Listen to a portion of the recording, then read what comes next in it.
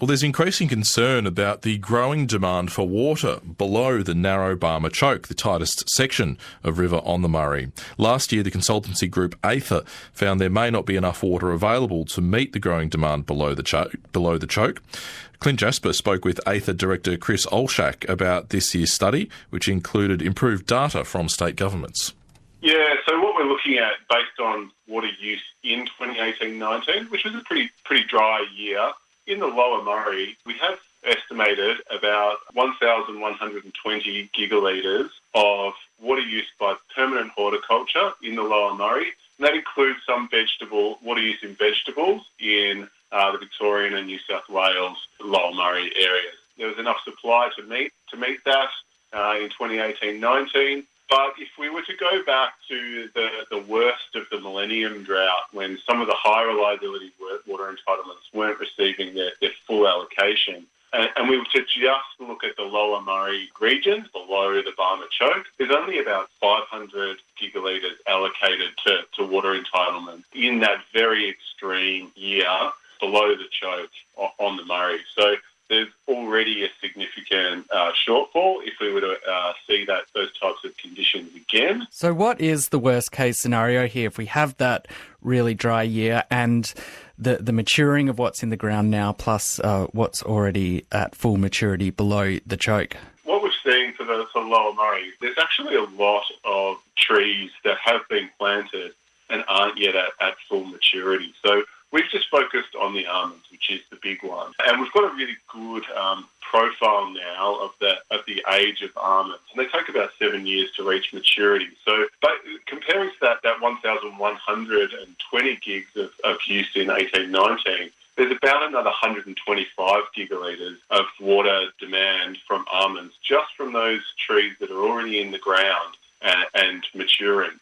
That would bring us to around about 1,250 gigs at full maturity. And then we've identified a number of potential new developments, which are almonds, citrus, grapes, and other things that could bring that lower Murray demand up to over 1,400 gigs at full maturity. So obviously they're in that extreme dry year, and even in dry years and average years in the lower Murray, that's going to put a lot of pressure on the water available within that system. A lot of demand for carryover to ensure against that, and a lot of demand for moving water out of the Goulburn and above the choke and from the Murrumbidgee, if that happens. But the big question is whether that will happen and where the water will come from. It will definitely come from other users. We're not talking about creating new water here. It has to be bought on the market from other users. Under a situation like that, when everything is matured and there is huge demand for water, what are the implications kind of price-wise for people growing those annual crops when there's all this demand in dry years? Yeah, so I think we've already seen over the last couple of years these fundamental changes in demand, and it's not just the horticulture, it's cotton in the Murrumbidgee, irrigators getting more efficient more generally, that prices are going up anyway. So this will just continue that trend of these fundamental shifts in demand that are pushing prices higher in the water allocation market. And that combines with less water available across the consumptive pool as a result of the water recovery efforts that have shifted water from the consumptive irrigator pool for the environment. So it's both reduced supply to irrigators and increased demand that's occurred over the last 5 to 10 years that is putting upward pressure on prices. We've seen, especially over the past few years, some of the tensions that rise when this situation's playing out and people are watching the choke get run really hard to deliver that water downstream.